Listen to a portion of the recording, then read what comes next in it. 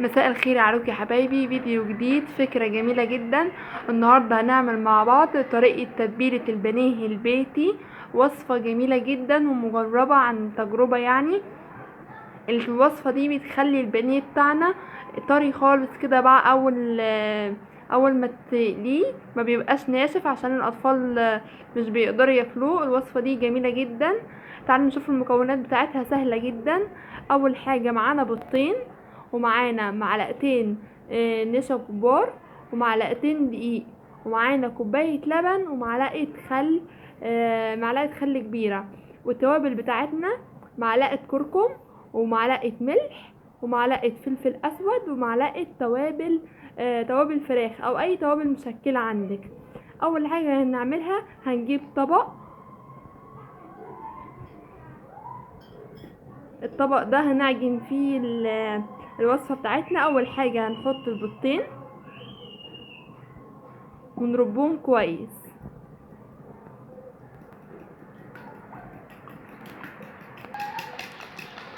وبعد ما ربينا البيضتين كويس هنحط عليهم التوابل بتاعتنا.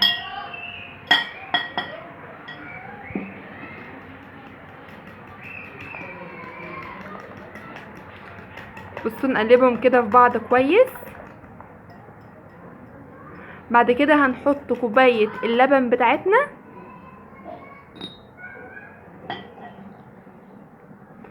ومعلقة الخل الكبيرة،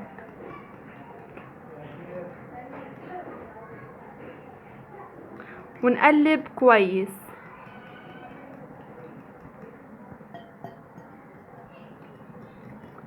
اول ما نتأكد ان هما كلهم كده اختلطوا في بعض هنبدأ ننزل بالدقيق والنشا بتوعنا.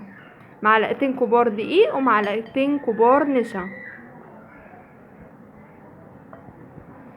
نحط شوية ونقلب عشان ما يربيش كلاكيع كده في العجين. بصوا كده الخلطة بتاعتنا خلصت. شايفين القوام بتاعها؟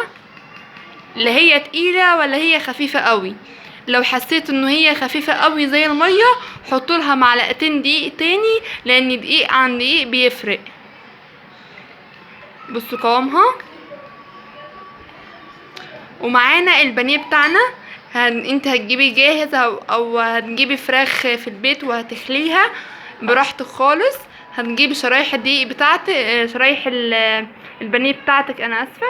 وهتحطيها في الخلطة بتاعتنا.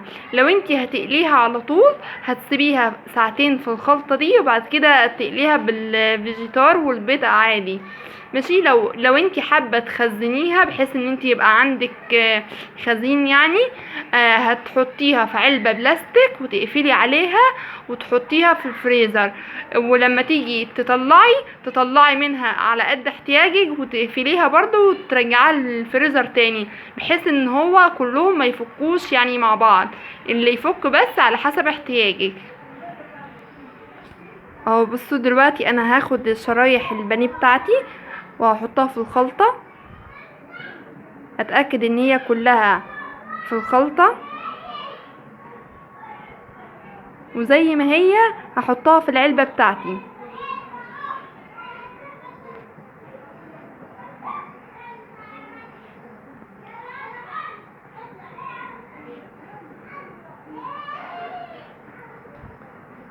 شايفين؟ الوصفة دي جميلة جدا وعن تجربة. هنخزن الكمية اللي احنا عايزينها وطعمها جميل. انتي بقى وانتي بتقليها لو حابة ان هي تبقى مشطشطة هتقليها بفيجيتار حار. لو عندك اطفال ومش بتحب الشطة هتقليها بفيجيتار عادي خالص.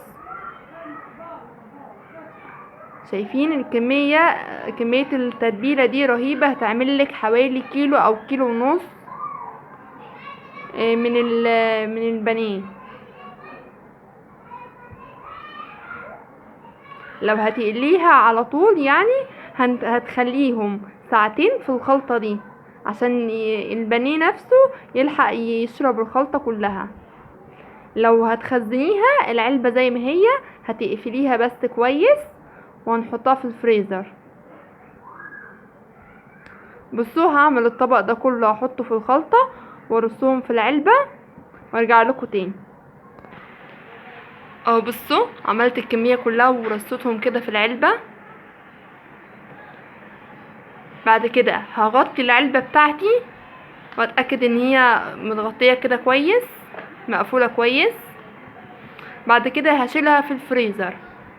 وبعد كده اول ما يعني احنا عايزين البانيه نطلعه هنطلعه ماشي، ناخد الكمية اللي احنا عايزينها ونشيل الباقي على طول في الفريزر، ما نستناش لما الكمية كلها تفك من الفريزر.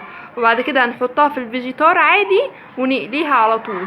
احنا مش هنحط بيض لما نيجي نقليها في الفيجيتار، علشان هي اصلا الوصفة فيها بيض. فاحنا هناخدها كده زي ما هي على الفيجيتار على طول على الزيت. وبألف هنا وشفا. باي باي.